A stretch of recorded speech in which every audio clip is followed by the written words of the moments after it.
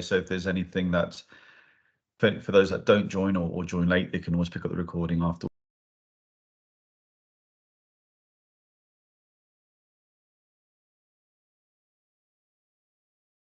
For coming and agreeing to do a webinar for us today. My name is Katrina. I'm a member of your user group council. Happy to have you all online today. Just a few things before we kick things off. In case you don't know, we've got a webinar next Wednesday, and it's a panel discussion on moving to the cloud. So you can ask some of our other members any questions that you may have on your migration journey to the cloud. If you have any questions in advance, you can send them to Caroline and speak to Caroline if you want to join that session. And then we do have our next workshop event in June. It's our first 2-day event. It's on the June 13th and 14th. It's at the Mercedes-Benz World in Weybridge. It mainly focuses on finance and general systems updates. The agenda, I think personally, looks absolutely phenomenal. I'm really excited for both those days. We're going to have a barbecue on the first day. You get to do the racing simulator, which was a lot of fun when we did it a few years ago. And we've got the giant Skeletrix track as well. So it's turning out to be a really exciting couple of days. So please contact Caroline if you're all at all interested, or you need to see the agenda again. It'll be a really good couple of days, and we look forward to seeing you there. But from now, if I could ask people to keep themselves on mute. And from here, I will hand it over to Harpal and Patrick and Julie, who are all from Agilyx, and I will let you kick things off. Okay, thank you very much, Katrina.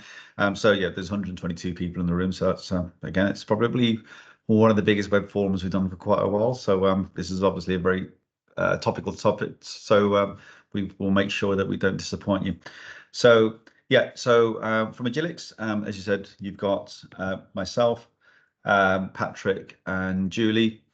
Just before we ever do anything within Agilyx, we always remember why we're in business and why we're here. So our purpose as a business is we build better organizations by empowering people to work at their best. So yes, we do work in technology. Yes, we are a Unit4 partner, but primarily we're here to get away from the technical aspects of things and actually try to put things around business cases and understand why we're trying to do things. So again, empowering you to work at your best, and you'll see that through the presentation when Patrick gets into things. As I said, from a presenter's perspective, Patrick's the lead of the show today, supported by myself and Julie. So in a moment, I will sort of switch over to Patrick, who will sort of go through the demo with you. Just a glossary in terms of what APIs are, and just to sort of make sure we're all in the same room or we all know what we're doing here. So an API is an application program interface. So primarily it's a software intermediary that allows two applications to talk to each other. So if we take back as words back, because some of us still call things aggresso, which is absolutely fine because that's where most of us have come from. If you think of flat file conversions, taking things from Excel spreadsheets, turning into some kind of a flat file that gets ingested into Unit4 or Aggresso, it's so the first basis of that, and that's we've moved on at that. Some terms that get thrown around interchangeably are SOAP and REST API, or SOAP APIs and REST APIs. SOAP APIs are the precursor to what REST APIs are sort of coming out of. So there's basically an API that's written in XML form. So if you think of Unit4 ERP7 or continuous release, a lot of it's based on based on SOAP with some REST.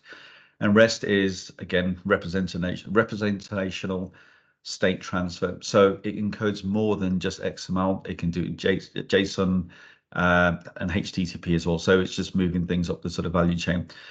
Most of ERPx is in REST. And again, just to sort of reiterate that, Unit4 ERP7 is SOAP and REST, or SOAP in the started off with some REST as well. So it's a combination of the two. What Patrick tried to do, try to put some business logic in his testing or his demonstration. So there are 5 use cases that we will be demonstrating, or Patrick's going to be demonstrating. So the first one is to create and maintain account groups and accounts and charts of accounts. So again, if you've got a feeder system that where attributes or accounts or account groups are coming through from, Patrick will demonstrate how that could be managed through an API solution. Create and maintain contracts or master files. That's a classic use case. Create and maintain cost centers, projects and work orders.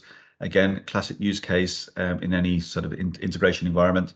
Create, maintain employees, users, substitutes and supervisors. Create, maintain suppliers and update suppliers.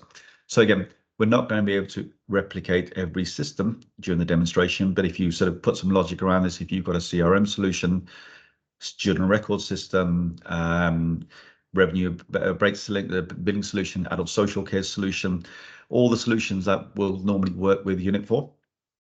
So while we're not going to call out every system that you probably work with, because you're in a better position to talk about them than we are, Patrick's just gone through and picked up some of the use cases around master files, attributes and attribute values.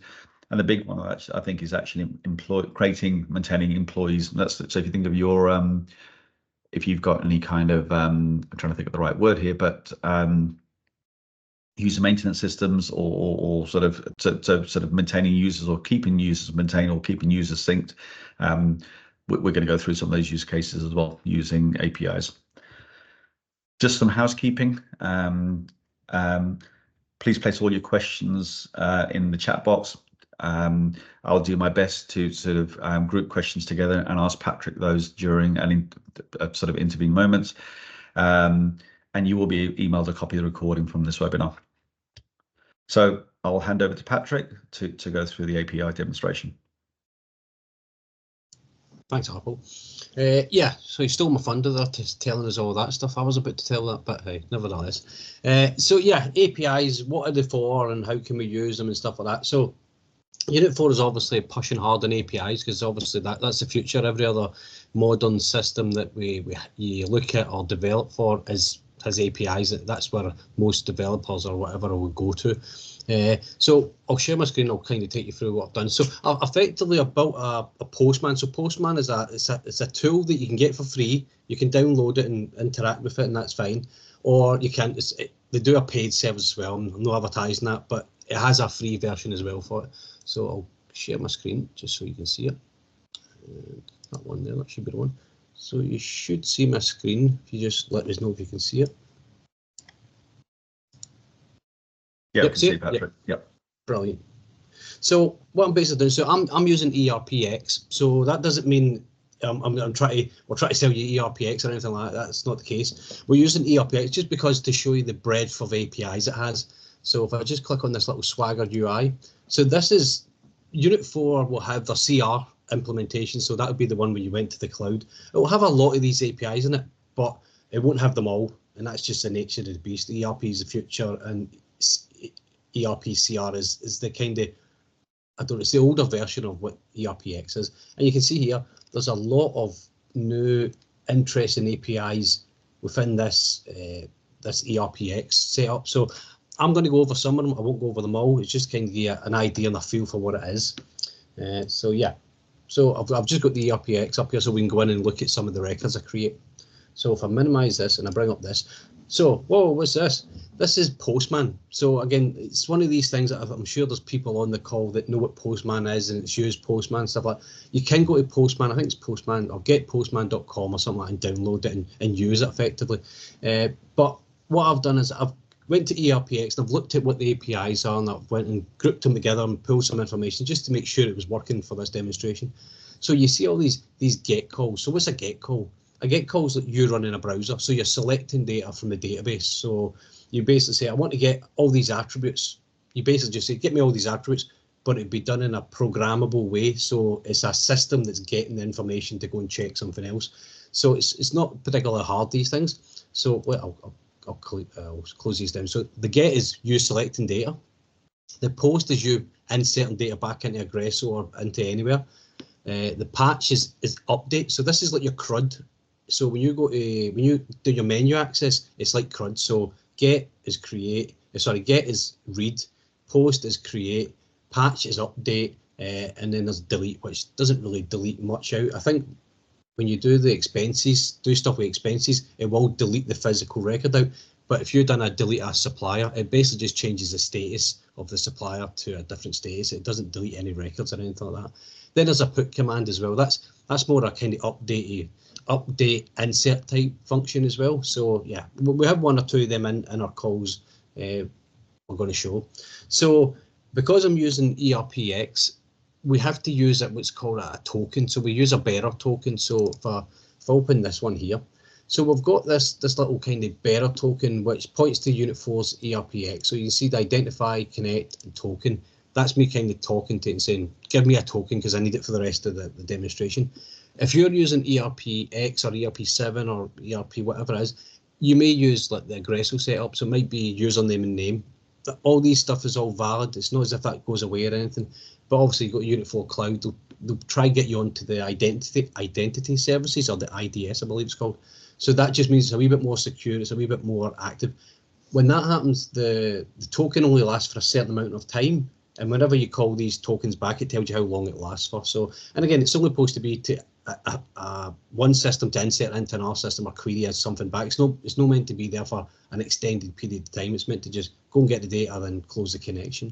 So if we just run this, if I run this just now, and we'll see it went away. It's got me a new token. So this E blah blah blah blah. This is the token that I need. So we'll just copy that. And you can see here it says 360. I believe that's in seconds. I'm not too quite sure. It's about half an hour to an hour. It'll work for, which should be enough for us.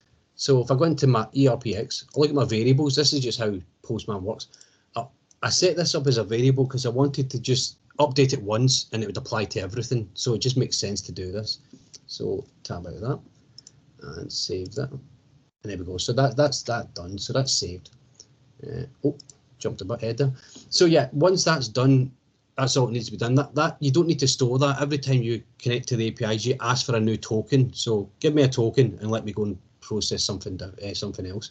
So I will go through some of these maybe near the end, but I'll just show you the process of the APIs running. So I'm going to close that over and let me minimize this. So this looks, I was going to say it looks scary. I don't think it looks scary, but anybody that's new to how Postman works. But the nice thing about using Postman to visualize the actual how the APIs work, it's a visual tool to kind of give you that idea. So you can see like each one of these is a get call. I don't know if you can see them. I'll zoom in a little bit. So this one's like a get call. That's just getting information. There's a post call that's inserting stuff. There's another post call that's inserting. So effectively, what this one is trying to do, it goes and says, does this account group exist? If it does, come up here and just put in true in this little box to show me that it does exist. But if it doesn't exist, it will go down to this post, create the group, and then create the account, and then it'll run the two reports again just to give me a nice wee output in each one of these. So if I kind of just run this and you'll see it happening. So this one, I know we have an account group 1000. So this in theory should come up, and this should come up as true because it should go up this part of the tree. So if I click this and run, it goes away. It goes and tells you, kind of highlights it, and then it goes from there, and it should pop up here. Yeah, there you go. So it's went and said it's been successful. It's came back 200. 200 is a success. That's the kind of status codes within APIs. And it puts up there, so that's fine. So now if we went and said, well, I want to create account group, and I want to have an account set up with it as well. So if I just put something I know that doesn't exist, so I just put X1000 or something like that. What it should do is it should say, right, well, that doesn't exist, so I'm going to fail this particular check, and I'm going to post this group, and then I'm going to post the actual account itself. So if we just go to run, and hopefully it should just go to, there we go. So it's going down here, it goes down there. And then it should run these two reports getting the information. So that's the account group information, and that's the chart of accounts information. So it's not spectacular or whatever, but it does what it needs to do. I've not got anything in this setup of checking for errors and stuff like that. That's something you would do when you go to develop this stuff. You do error checking and stuff like that. It's just a demo to show you how these work. So that one would go in there. We can go into Agilyx and we can look at the chart of accounts. I'll quickly do that.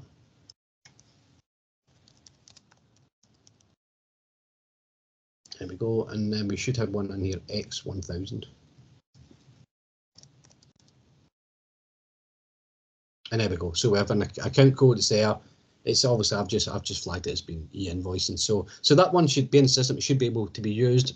Happy days. So that's one aspect of how APIs can work. A pretty simple example of how it can work, but it's an example nonetheless. The other one I kind of looking at was the contracts. So It was kind of interesting because I've never really done a lot with contracts, so I kind of picked this one just to see what it would do.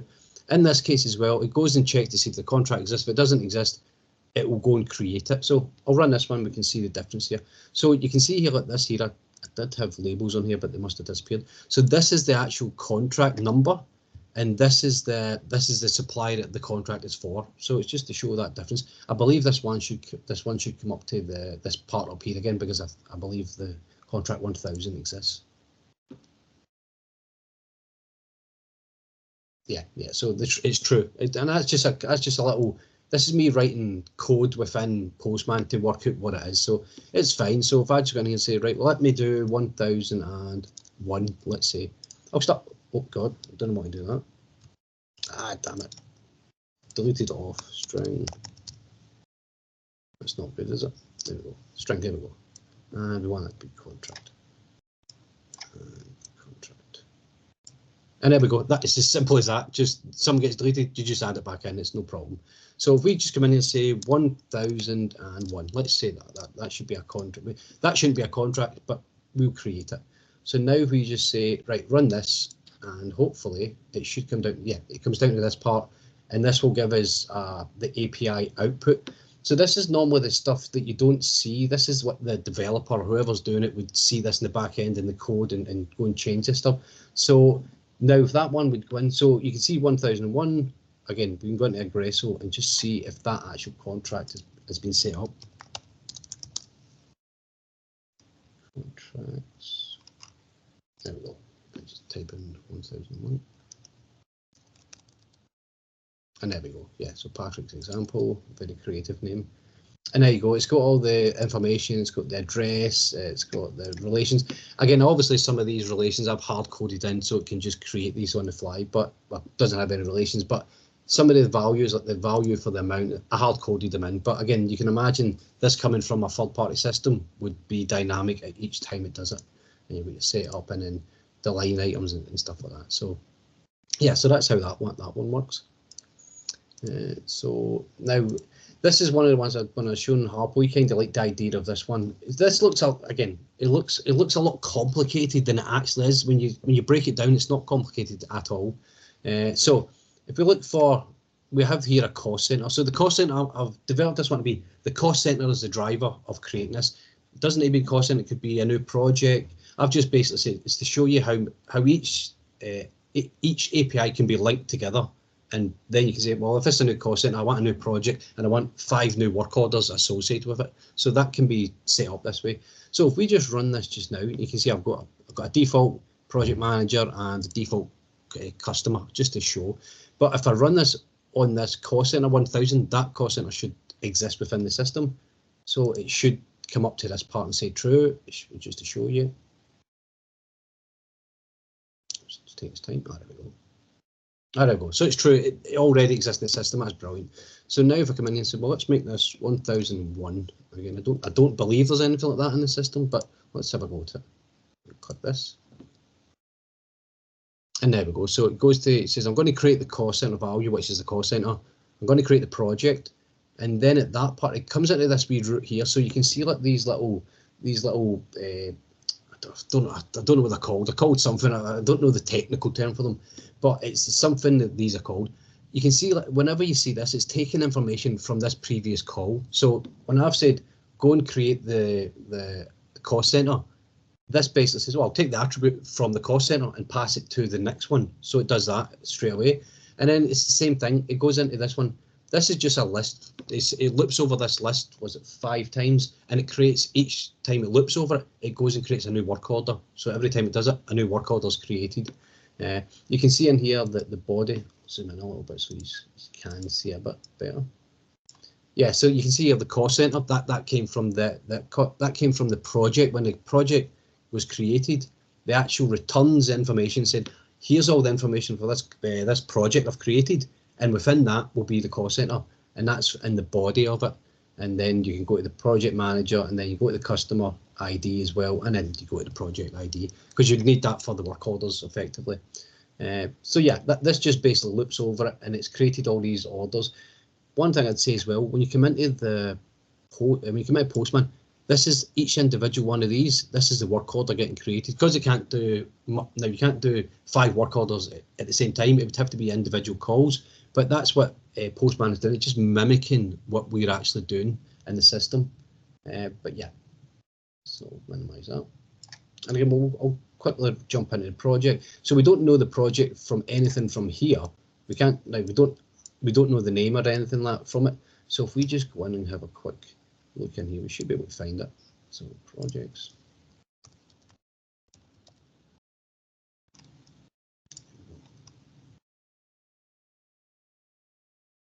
I think this was commercial something. There you go, commercial sales. So I would have created a project called 117. So 1017. They created that as the name. All this stuff is kind of, most of it is defaulted. Some is dynamic. You saw the project, the customer name and stuff like that. That was dynamic for information we'd passed into it. But you can imagine, like, if you have another system, a Salesforce system or another CRM system or whatever, once that's created, it would be passing it to the Unit4 API, and it would go and create it off the back. It's not as if it's anything, not anything complicated, if I'm being honest. We're going to come in here, we go to the groups and stuff like that. But the thing I was want to show you was the work order. So we know this one project, it's looked over it 5 times, so we should have 5 projects, 5 work orders, and there we go. Each one has its own work order ID for it. So every time it creates it, if I ran it again, it'd create a new project with another 5 work orders. And that's just an example, because I used to work for an organisation. Every time they set a new project up, so that work was for a building, go and create a building or whatever. Each project would have to have at least 5 work orders on it for the different layers and how that building was built, so they could put costs against it and things like that. So it was just, that was the idea where that came from. So minimize that. Yeah, so that one there. So we'll go this one again. It might look a wee bit complicated, but it's not really. So you could do the whole thing. You could go and see if this user exists. If they do exist, go off to another route and do something different. But in this case, it's not doing it. It's basically just goes and gets the person and creates them. So if we come in here and say, the only thing that with Unit4 ERPx, it needs a unique ID, which would be the username. So the email address would have to be unique to this particular user. So I've just basically done something. So every time I run this, I can put in a new username and it'll create a new user for me. So in this part here, this resource account, this is going to create the employee record. And obviously with the employee record, it does the address and it does the supplier setup. It does all that extra stuff, but I don't need to do anything. I just have to say, just create a new supplier, and it does it for me in the background. It's kind of like if you were in Aggression typing in, it would do the supplier section in the background if you wanted that. So from here, once it returns, it gives it the name of the actual person I've passed in the first resource call. And then it gets the email address and it gets the personal ID, because I need that to link the resource to the user account, so the two of them are in sync with each other. And you can see it just feeding into this this user account creator. And then these are a little bit different. So this is you may not have these. This is just me setting up to kind of have a wee bit more example. This is the workflows substitutes rule. So you may be aware of that. Maybe you have it set up to go and find the substitute from the resource. So you may have a relation on the resource. That could be your setup. This wouldn't be needed, but it's just to kind of show this getting created on the fly. And then the supervisor, same thing. Like who's the supervisor for this particular person? That more than likely be set up based on a relation. But again, this can create it on the fly. But again, there is APIs there, so why don't we use them? So yeah, we'll call it test1 at unit4.com. That's fine. So if I just click this, I'm only zooming out so you can see each color kind of highlighted. So if I run this, and this should kind of kick in and just go through it. So you see, go through here, it's going to go and say, right, I'll go and create the user. Sorry, not the user, the Resno account, the employees section of it. And then it passes that information. It goes and creates the user. Then after that, it goes and creates the supervisor, the substitute. And then from there, once it does that, it will then jump into this section and it will create the substitute as well. Again, this is just a wee bit slow. I'm not quite sure why that particular section of it is really slow. It could be because I'm using a put command rather than a patch or an insert or whatever, but it could be something like that. And then there you go. the actual put command for the supervisor is really fast. I don't understand why this one is faster than this one, but that's by the by. I'm on a test system, so it's not a production system, so it will be a wee bit slow sometimes. So we could go in and say, well, what was the user? Who was the user that just created? You can't see anywhere here, but if I kind of went to the console down here, there should be a little bit of feedback. So if I went to the user part here and just expanded that out and looked at it, there's a part down here that says response body. So this is every time you send something to Aggresso, it goes and creates it. It will always send you a response body back, regardless of what it is. So if you go and say, I want to create a user, everything you've sent it, it will return to you automatically. So you're never going to forget anything, or you're basically, it says I've created it, and here's everything I've created on the fly. So now, and there you go. This is all the information, because this is effectively what these calls are creating. It's just tags of information, and I'll show you them in some of the calls where we go back and look at it a little bit in a second. So under here, there should be something like user ID, I think. User ID. There's a role, there's role. There you go, there's a personal ID. That should be the same as the user ID. Again, the user ID and the role, I just basically used the employee part of the setup to be the user ID. Most of the time, companies will do that. They'll have an employee and a user account are both the same. It's just the way of it. But again, it can be different as long as you know what you're actually inserting. So yeah, so that's 5095. So we'll go and have a look at that. Look at the user master file.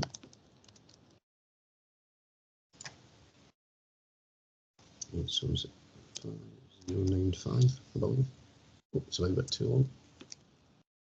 There we go. So we'll go test to make test. Brilliant. So, and here, yeah, it just goes in here. I've put in the same username. The username in this particular example is not really important because the user isn't going to log into the system with the username. It's more about the actual email address, and that's the email address there. So that'd be, they go in and they log in using IDS rather than the Aggresso login. So we don't need to worry about anything like that. But you can come through here and you have the defaults and things like that. Then we have the company information. Again, I've not really put a lot on it except the email address. Then this one I just basically say, just give it 2 roles, give it super user on the full access role, just as an example. But you could have multiple roles within that. And if you have a role that's coming from a position, I believe if you tell it the position, it should pull that in as well. I'm not quite sure. I've not tested that, but it shouldn't really do that. So yeah, and then you've got a Resno here. So the 90595. That's the personnel record or the employee record as well. And yeah, we just come in here and you've got all this information as well that was on the original call. So hide this. And so the last one was effectively just, you have a supplier. It could be in a third-party system. It could be in an R system. Wherever that information comes from, you're basically saying, well, what does it do? Is it set up a supplier or is it to kind of maintain it? So you need to know if the supplier exists. Kind of like all the other ones I've done, I've basically just said, well, if that supplier exists, I want you to go and patch it. I don't want you to try insert it. Just patch the request. If it doesn't exist, well, I want you to come down here and I want you to create it. So I want you to post this to the record. So if we just try this one, and this should come up to the top part here. And how does it know the supplier ID? Because I'm passing through the supplier ID in this mechanism. And at that point, it will come back and say, yeah, I've done that, I've patched it. On this particular one, I just put in like the bank code and the sort code is something being changed on the actual setup. So now if we come in here and say, well, let's go and create another supplier. So let's say X. Oh, no, sorry, I think it had to be a number. So let me try put one in line and see if that exists. So now I'll try that.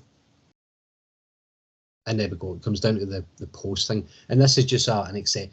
That would normally say created, but it says accept because in Unit4's ERP system, they have workflow set up on the supplier master file. And maybe some of you would have the supplier master file set up as well for workflow. But yeah, it would normally be a 201, which is a create command. Again, a lot of these commands, once you start playing about with this stuff, you start to understand them.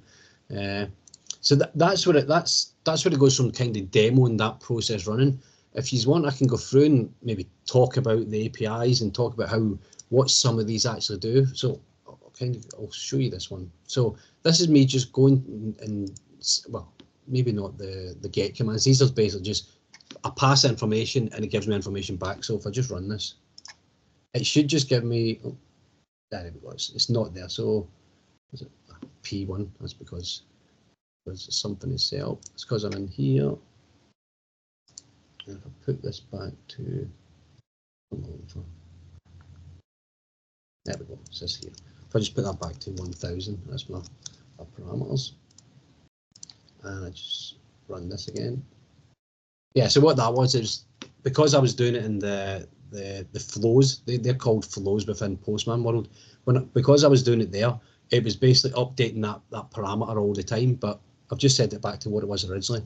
So this one is basically just saying it gets me every bit of information about this cost center. So you can imagine, like, you have a project, it would go and get you every bit of information about the project, the flexi fields, the relations, everything that's there. It will go and get, even if there's no data in it, it goes and says, there's no data in this flex field, but I'll tell you the flex field name. So if you wanted to check, like, is this value in this particular column or whatever.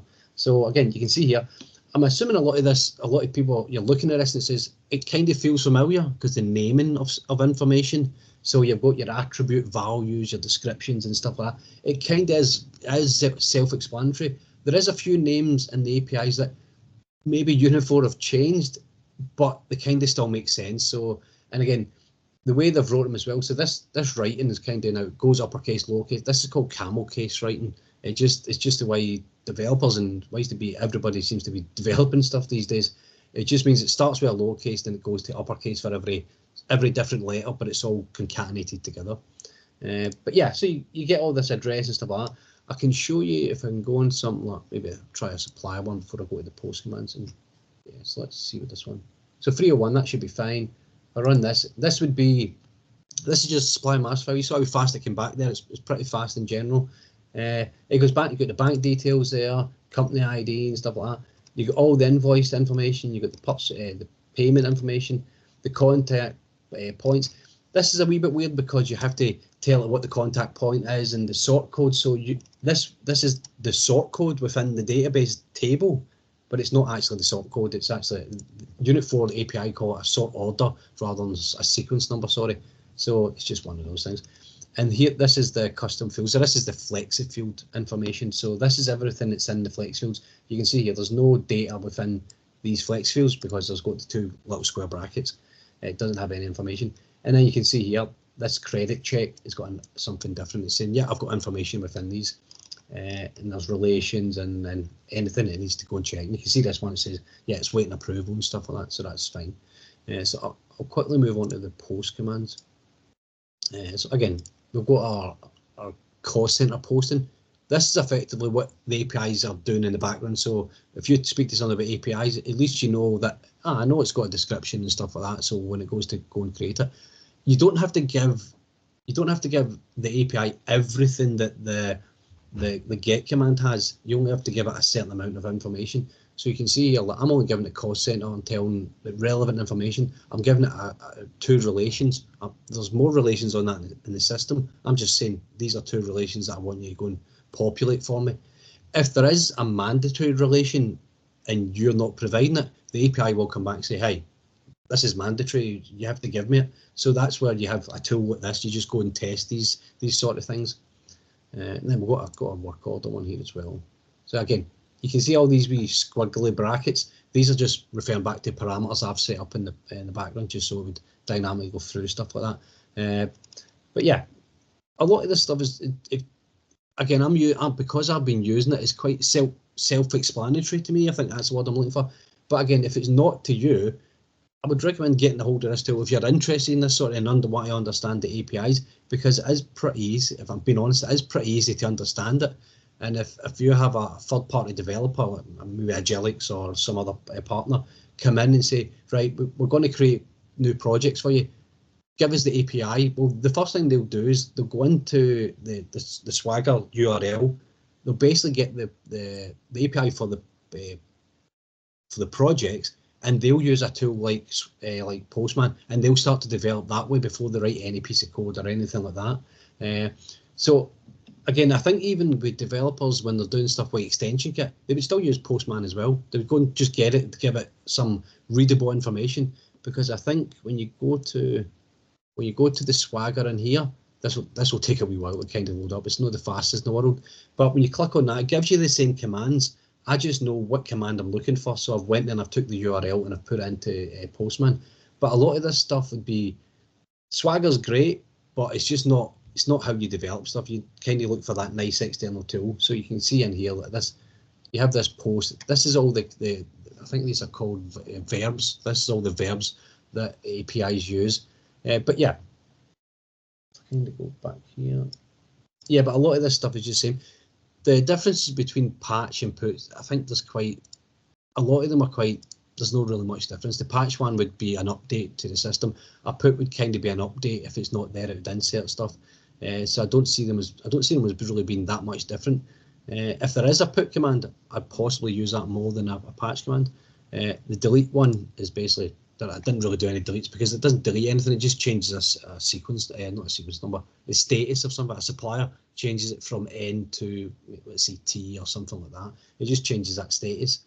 It won't, when you do a delete statement, it won't give you any feedback. It will just basically say it's been updated and that's it. So there is a little bit of difference with deletion when you, from your get and your posted commands. They're a wee bit more, this is what it is. A delete command will just say I've done it and that's it. It doesn't give you any information back, unfortunately, or fortunately, depends on how you look at it.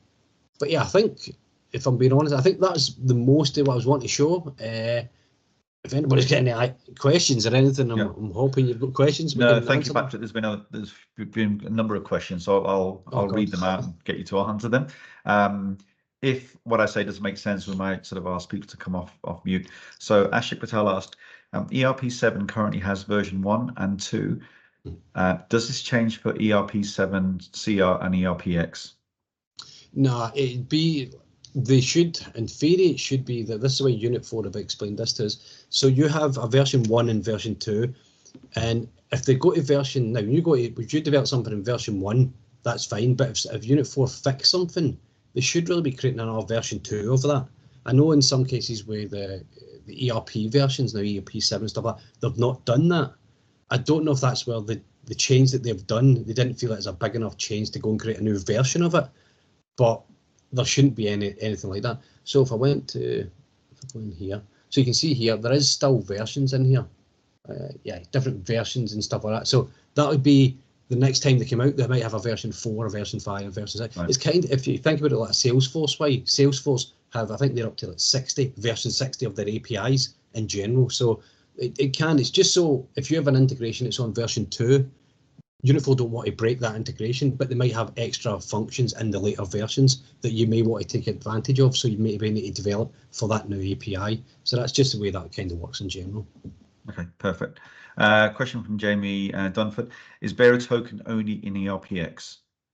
It's from my testing, it's only been ERPx, yeah, because it uses the, in this case, I'm using Microsoft. It's using a Microsoft account to go and verify it.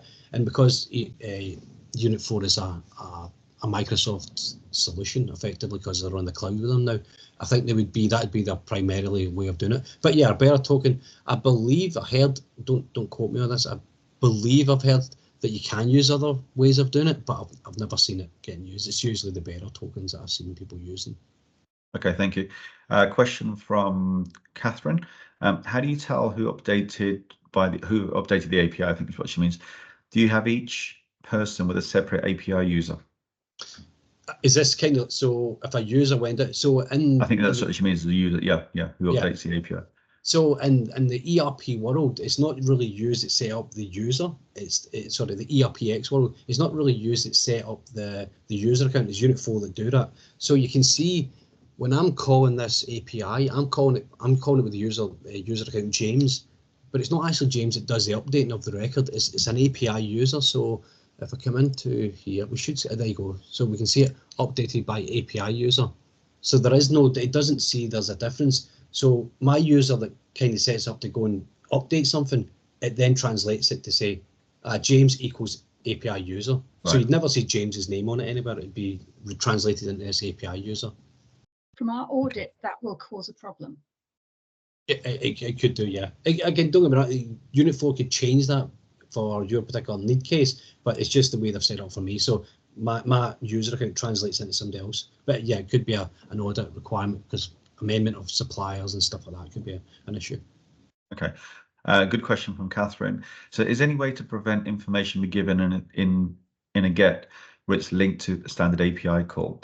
So the basic info could be open, but some should not be given, such as bank details. So what we're talking about here is restricting some information types in the API. Yeah, I think there's been a few questions around the access and stuff like that. So when you do a GET call, the GET call is effectively, it just gives you everything. It doesn't restrict it. It's not like a menu access. You go and say, well, give them access to that, but not that. Give them access to this, but not any of these fields. I think it basically just says, here's everything, bank details and all. So if you didn't want that to happen, I'd kind of maybe look at, do an information browser and then tell the person that needs that information to call the information browser. And that'll give them all the same information, but it kind of hides that non-sensitive data, because when you give somebody access to the API, there is no drill down to each individual field. I think it's basically just you have access to the API and that's it. It doesn't stop it in any other way. And I think that's how it works. But don't quote me on it. I'll have a play about it. But that is my understanding how that function works. Okay. Question from Ashik. Would you just use Postman for developing, testing, or would you also use it to script a production routine? Again, you can do bits of both, but I think Postman, they're going down the routes of it would be they're trying to develop a tool that you can do scripting with. So in my purpose, I use it for mostly development stuff. I would never go to somebody, go and get Postman, put it on your server and run these commands. It's not the way you do it. But in theory, it can be done, but I wouldn't recommend doing it that way, unfortunately. Okay. Question from Philip Edwards. Is there a way to automate the flows without being logged into Postman or pressing the run button? Does this just need to be replicated, set up in Extension Toolkit? In theory, it should be, but with the Extension Toolkit, you wouldn't export your flow and then import in the Extension Kit. It wouldn't work that way. Two different systems, two different setup. But the idea of how the flow is set up, the idea of it is kind of the same with how Extension Kit works. You have a call API or a post API. You need to know that structure. So you get that from Unit4, the calls, and you just populate everything. Everything would be a parameter you're passing through and stuff like that. So I wouldn't say it's just you export from Postman and it uploads into Extension Kit. It wouldn't work that way, no. Okay. Some advice from Hazel here. If you're new to Postman and APIs generally, Postman have a very nice training course, 30 days of Postman. You can work through it at your own pace. So thank you for that advice. Catherine, V1 objects can only be linked to a single table in our experiment so far. This limits the use. We have not been able to link to a view. Is this right? Which system's that? Is that CR or is it ERP? Catherine, could you help?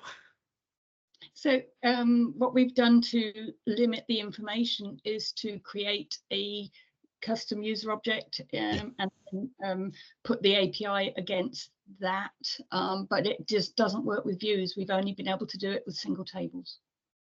Yeah, so when you create so I'm assuming you're talking about the ERP7/CR type setup. Yes. So yeah, so whenever you create a view, that's the nature of the beast. It doesn't know there's a hierarchy involved, so it's just going to be a flat data. So if the view could obviously look at different data within your system and get all that relevant information, but it doesn't have a kind of nested away. So when you see some of these APIs, you can see how that relation is nested within the object above it. It doesn't do that, and it just doesn't work that way. When you go to look at something, you could basically just put in the table name. But if it's a view, all that stuff basically just comes out as a big block of data. Here's your data, and that's it. So if you have a system that is getting that information, you'd have to tell it, right, well, this supplier ID exists 10 times there, but you only want it once, and they would have to then work out whatever that is. So yeah, the views and that don't work the same as the normal APIs that have been written by Unit4, because again, there's no way in the view you can tell it what the hierarchy should be. So it would never look like this. I don't think it would ever look like that in general. So I think, has that answered your question? I think it has. Or does it? Or maybe it's not. Not overly. So we use user-defined objects in the web, Yep. and we can create those, link those to one table, and then we can set the API to go through objects to get that information. But we've only been able to link it to single tables in that user-defined objects, and therefore through the API we can get information from a single table, but we're having to do everything else outside of that table, looking for what we need to look for. Right, so you're not going in and creating a user-defined table, or is it a user-defined table? User-defined objects goes against a table. That's our so table. it doesn't need to be a table. It can actually be against a database view. So that database view can look all over the place and get all the relevant information, and then it would bring it back and just show you the information. Okay. So thank you. Yeah, so there is different ways of getting that information. Okay. Thank you for that, Patrick. Question from, they're still coming through thick and fast. Oliver, right? Where's the data coming from that is being used to populate Unit4? Example, test MC's test data. I'm not sure, maybe I've not read that. Oliver, could you elaborate? Yeah, thank you. Well, the question was the data that's being updated in the database through the API, where's the source data coming from? So the source data is just me creating it out of, well, not out of thin air. So when I have these flows, a lot of this information is in the collection. So when I come and say, like, go and post the supplier, when I say go and post a supplier, for example, where is it? There we go, supplier. So when I go and I'm hard code stuff into this, but there's nothing to say you can't take it from Salesforce and then take it from Salesforce, tidy it up a bit, do a bit of sorting, and then post it. So you could have like extension kit, pull that information down, tidy it, and then put it into Aggresso. So you could be system to system, or it can be, in this case, I'm just doing it from my system to Aggresso, but that's a demo. It's just to show how this works. But yeah, it could be from any other system. So we do the aim. You could say, get this information from these 4 different systems, amalgamate together and just post it to Unit4. But yeah, this is just basically me. I've just created a collection for a supplier, and I've defaulted a load of information in there, and it just goes and creates it. Does that answer your question? I'm sure it does, but I'm not quite sure. Yeah, I think so. So basically you have to populate that screen there, and that screen there then through the API goes into Unit4. Yeah, exactly. So you can imagine if you had another system, it would be the development of that interface where the programmer or developer, whoever it was calling another API. It would take it, map it, and then it would post it to Aggresso, because not every system is going to have the same fields. Not everybody's going to call something like head office. Do you know what I mean? That could be something different. So you would need to do that mapping at some level. But yeah, in this case of these examples, I'm just basically from my computer to Unit4's cloud to kind of show an example. But yeah, it would be from an R system and R2 systems, or vice versa. Thank you. No problem. Thank you for that. Next question from Ben Dunstan. Could you show your parameter setup? Would be a great job just to understand how you set these up, how you set these. Is this the parameters you're speaking about here, or? I'm guessing that's correct, Ben. Understanding of how the variables. Obviously, I could see you had your double curly brackets set up on the actual, and then I was just wanting to understand how you had them on that variable screen. You're not needing to put the curly brackets when you're setting the actual variable up, which is So exactly. So if I kind of went in here, so well, maybe not a get, maybe an example post command. So if I come into that post command and I basically say I want this to be dynamic, I want to change this every time it runs or whatever, just do a curly brackets and just say like something. Let's call it that, some T or something. You can see if I put it over it, it will say it's unresolved. Because it's not set up. So what I do is say, well, I want to take that value and I want to come into the ERPx and I want to just basically create another value. I'll make that C1, and that's it. That's it done. So anytime anything that refers to some T, it will refer to this variable up here, and it will take that and put it into the actual item. So it could be dynamic. It could be C1, it could be B0, it could be whatever that would be. And again, that's why I've done that with this, and that is shared across all these little calls. So if I update something in this part here, all these have access to it. So it's just how that kind of does it. Again, there's tons of documents and tons of explanation about all this stuff in postman.com, so you can go there and read that to your heart's content, or even go to their YouTube channel. They don't have a lot of YouTube people for some reason, but their videos are brilliant. They do short, snappy introductions and stuff like that, like 5 minutes, 2 minutes, that give you a lot of information from it. But hopefully that's answered your question. Yeah, no, that's perfect. I mean, I like the ERPx URL parameter that you've put in there, because obviously that's going to be the same every start. So that's good. Just helps you shorten it a bit. Yeah, exactly. So no Netflix tonight, guys. It's going to be watching Postman YouTube videos. Exactly. Question from Steve Gawley: Can you trigger an API call via workflow or Intel agent? That's a good question. So an ERPx, I don't believe you can, but an ERPCR or ERP7 you can.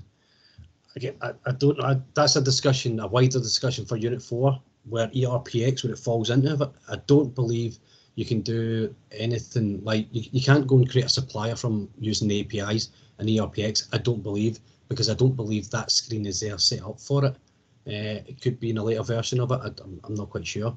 In ERP7 and CR, yeah, you can do that. You can set that up and you can go and create whatever you want to create, and you can go and say, well, go and create this supplier, create a customer, update the supplier, do this and do that. It's a way of doing it. And yeah, it can be done, but in ERPx, I don't believe that's the case. Because again, if you went into that's logged me out, that's fantastic. If you went into ERPx and done a search for something like, I don't know, what's the name? It's service call, I think that's the name of it.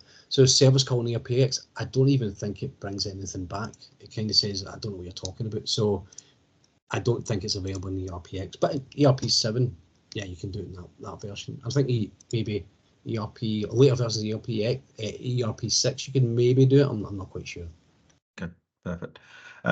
Ross Hamilton asked, is any documentation for the API capabilities? We don't have the API set up yet, but would like to see what it can do for forward planning. So that's the Swagger list, isn't it? I'm guessing. Yeah, so this is the way Unit 4. So on the community for you, Unit 4 will give you, they'll give you a publish. I think it's publish APIs or something. There's a document there that is on the community. It basically just is a setup. It says this is how you call these, and this is how you get information back. But it doesn't really go in. It doesn't say here's what the post commands do. This is what this. It wouldn't be a document for every one of these APIs because they're constantly changing. So Unit 4 constantly have to update this, and that is why Unit 4 have kind of introduced this Swagger. So Swagger isn't a Unit 4. Isn't a Unit 4 product, if I can call it a product. No, it's not. It's pretty common, isn't it? Yeah. So it's quite a so I was going to say world-renowned kind of setup, but it's a renowned piece of extra code that you can bundle with your software, so people can interact with APIs and test APIs and stuff like that. So that doesn't mean Unit 4 haven't done anything to make it work properly. They've done it so it works properly. But yeah, Swagger is possibly the best way of looking at how things interact with it. If you have an okay understanding of the database, maybe not database, but you have an understanding of Aggresso in general, you can come into these and basically say, right, well, a post command, what do I need to put in a post command? And it will be the names. The names should be equivalent to what you can see in the desktop or the web client. So you can get a feel for, I have to go in and populate this data, or in our system, this is mandatory. So you would be able to sort of, here they've got company ID rather than a client. I think most people would know this. No Aggresso is what client are you in, or what, you don't say what company you're in normally. But yeah, that's where it'd be a wee bit tricky sometimes. But for everything else, I don't think there's one definitive document that has all this information in there, unfortunately. Okay. How can you get information from an external system into Aggresso? Example, new employees to be created from a recruitment system. Can the employees API pull info from the external systems, or does the other system have to push it to the Aggresso API? Yeah, so this is push-pull, isn't it? Yeah, this is one of the things. So Aggresso APIs are effectively a kind of receiving system. So it doesn't wait for anybody. It doesn't call anywhere. You can have like Agilyx can do stuff, and other partners can go and build stuff for you, or Extension Kit can go and pull information from the third-party system.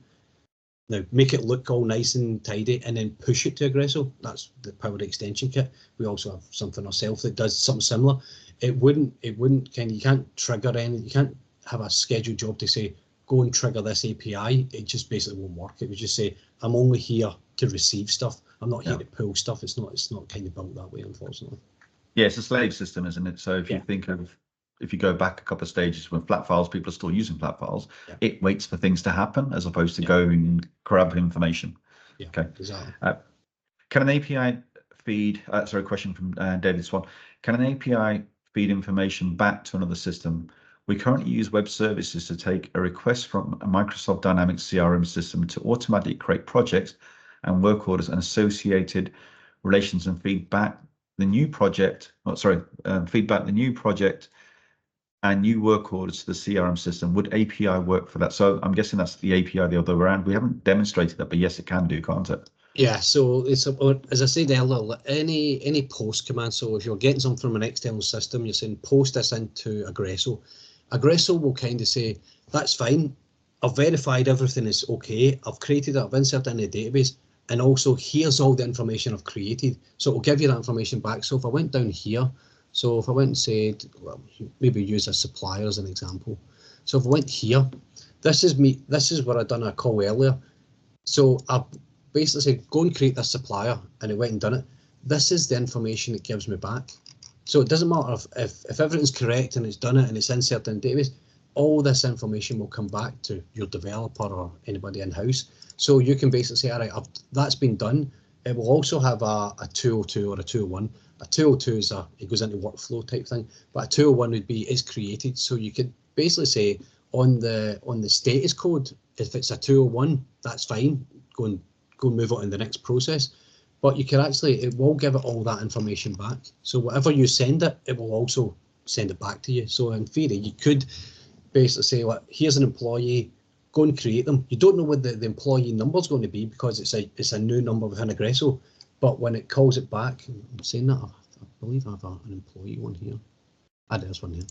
So when it sends it, you have the little square new. It says, I don't know what it's going to be, but when it comes back, it should have the personnel number in here somewhere.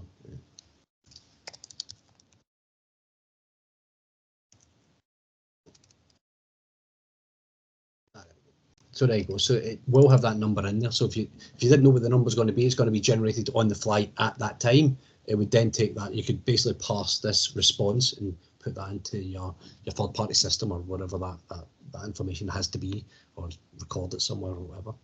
But yeah, so it does feed back additional information to what you sent it. Everything will be populated within that call itself.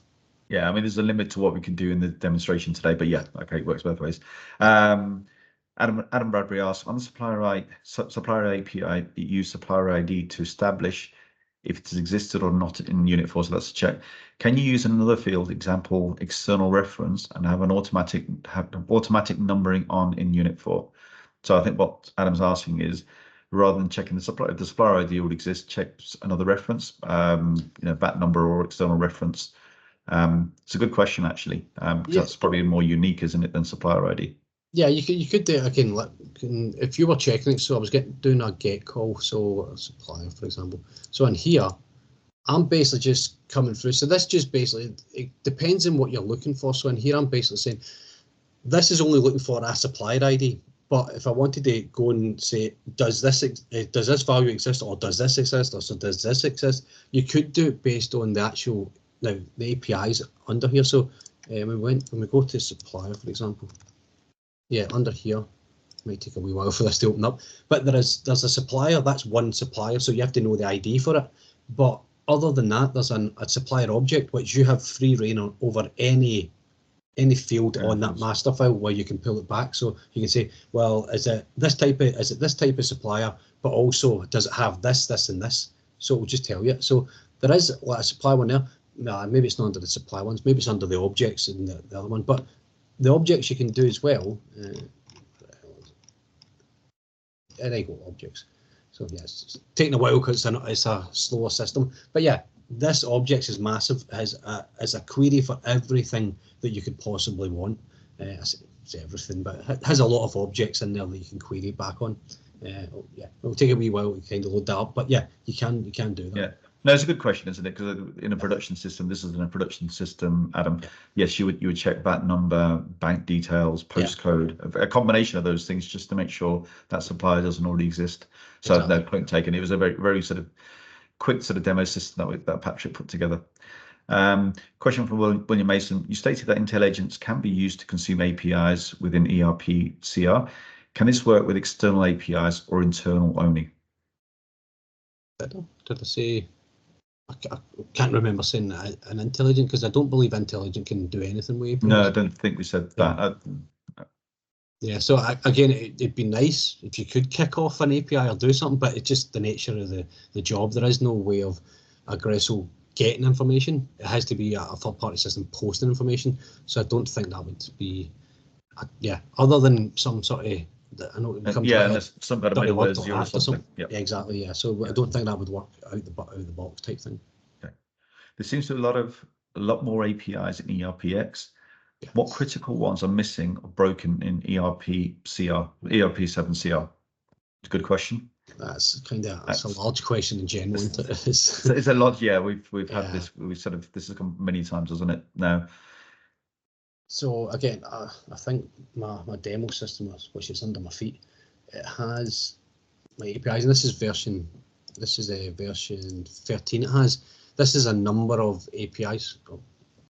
Yeah, it's on, so it's just taking a while to do something. Come on. Yeah, so this has a number of APIs. There is additional APIs that Unit4 have added to update 13 or /CR. So there is stuff you'll find on here, but I would say the APIs in here, there is a lot more. So the KPIs and stuff like that, the formulas, the formula rate intervals, the financial statements, financial transaction. A lot of these are just for ERPx. They will never be backported to ERP7 or ERPCR for whatever reason. But a lot of these, I would say most of them are kind of new and they won't be backported, unfortunately, unless all you start screaming and shouting, we want this, it won't be done. But again, you do see like in the ERP13, where Unit4 have kind of said we will put other developments into APIs, but it won't be sales, it won't be SOAP web services, it will only be APIs. So anything you see now, it will be API based. Any SOAP service will be effectively works, and they won't ever develop for it because it's just not the way Unit4 will look at these things. Yeah, and we found that in practical terms as well. We're working with a number of customers at the moment through continuous release. So Unit4's take is they will support, maintain what's already been developed. But as Patrick said, customers really need to kick and scream if they find something that isn't in continuous release. Yeah. Okay. Question from Cameron. I'm also watching time as well. A question from Cameron Hanif is there a web API similar to import v2006 web service?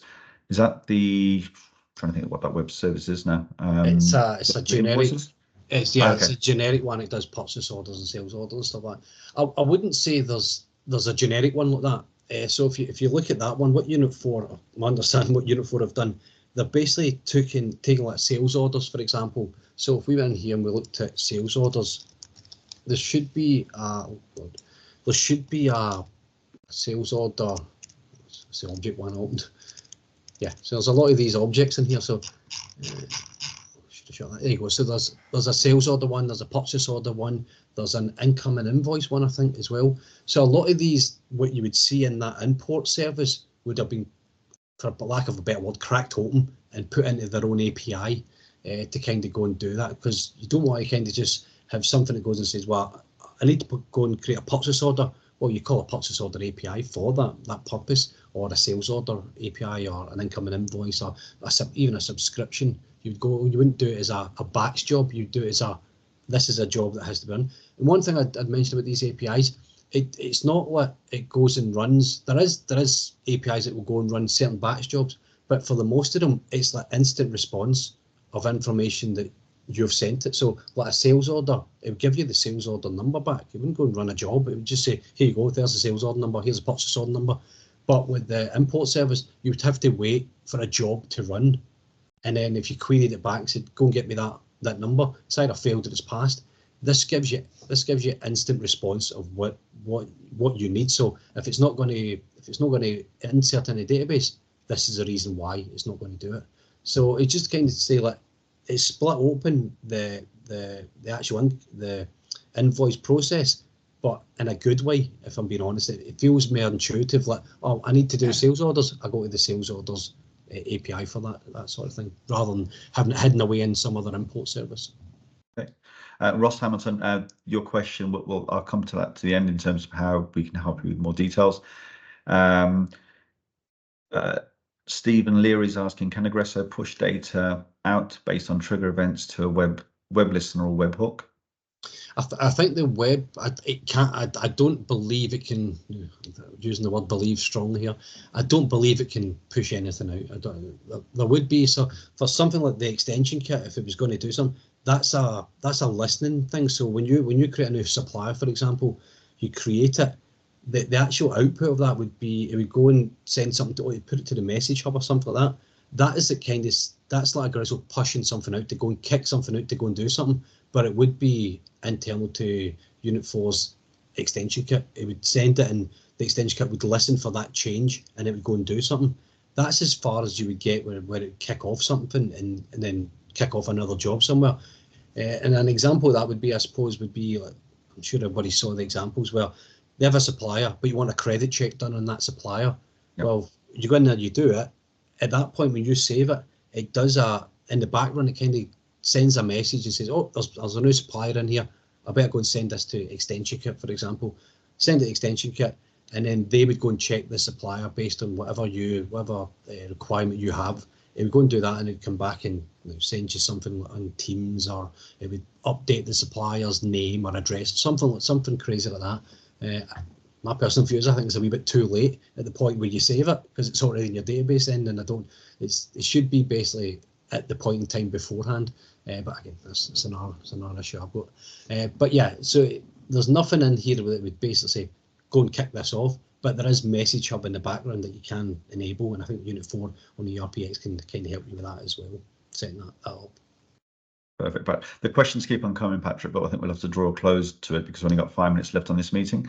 We'll get the questions, and anything we don't answer, we'll come back to. So thank you for that, Patrick. But I just wanted to wrap up, and this is actually relevant to this session, actually, in terms of, so again, we've been doing a lot of developments ourselves as well around APIs and sort of making things work better with Unit4 and other products that we work as well. So we are an agnostic sort of developer. So using the power of APIs, and actually we can't do any session without talking about artificial intelligence or AI, because it's the new hot potato right now. We've gone off and developed an intelligent a scanning solution. It's not a revolution. It's already been there. There are lots of really good providers out there, but it's an evolution on what's already there. So effectively, we're taking scanned images, and also we're taking invoice scans and turning to XML and consuming them into Unit4 using Microsoft Azure and doing intelligent recognition. And so it's again putting AIs and putting sort of the power of AIs into sort of real world using. Also, my mouse is stuck. We also, a lot of what Patrick's described, Agilyx offer sort of a service, an iPaaS service, so we can actually go off and do a lot of these developments for you if you prefer us to. We can also, we've developed a lot of foundations already for a lot of Unit4, and we also offer sort of support services as well for your APIs if this is something you would like us to do. Benefits of AIM is we can sort of build automations and sort of provide more effective data sharing across organizations, our organization, beg your pardon. And we can also do sort of take what we got at the moment and do some other bits to it. So if you talk about sort of pulls, pushes, which Unit4 don't support, we can do that through our Azure-based bus. So a bit about Iris, we would have talked about this. It can take email PDF invoices and turn them into XML documents coming into Unit4 in a very, very slick way using the power of AI. Again, it's seamless integration, provides data accuracy, reduces processing time. And from next steps, So Agilyx are sponsoring or attending the Unit4 User Group on the 14th of June in Mercedes World in Surrey. So that'll be myself, Julie and Patrick in attendance. There's a lot we've gone through today, but I think looking at this, the questions still coming through. So if you wanted to, please do provide us with API use cases, challenges or questions before the event. And let's see what we can do in terms of getting some demonstrations for you, getting some sort of POCs created. And if that's of interest to anybody, please email julie.taylor@agilyxgroup.com and Julie can sort of set up clinic sessions and whatever else. So again, there's 134 people on this sort of call. We just want to make sure that we can sort of service people well on the day. So any closing comments from you, Katrina, Caroline? Nothing too much from me. Thank you all very much. Patrick, hopefully you can have a breath now. That was 75 minutes of straight. But thank you so much. Clearly, it's a session that everyone enjoyed. There's been lots and lots of questions. I think this is the most people we've ever had on a webinar before. So thank you very much to the three of you, and we look forward very much to seeing you on the 14th of June. Okay, yeah, thank you all, and thanks for everybody giving up their time today to join us. Lovely. Have a good day, everyone. Take care. Thank you all. Bye. Bye-bye. Thank you.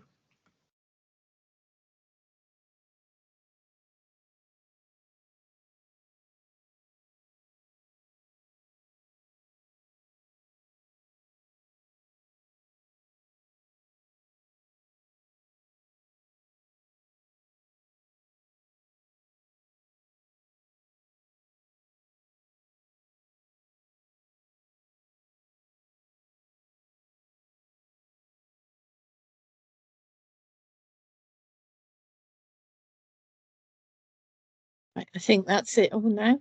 Thanks again. We'll see you soon. Yep, no problem. Speak to you later. Yeah, bye-bye. Bye-bye. Bye-bye. Bye, Oscar.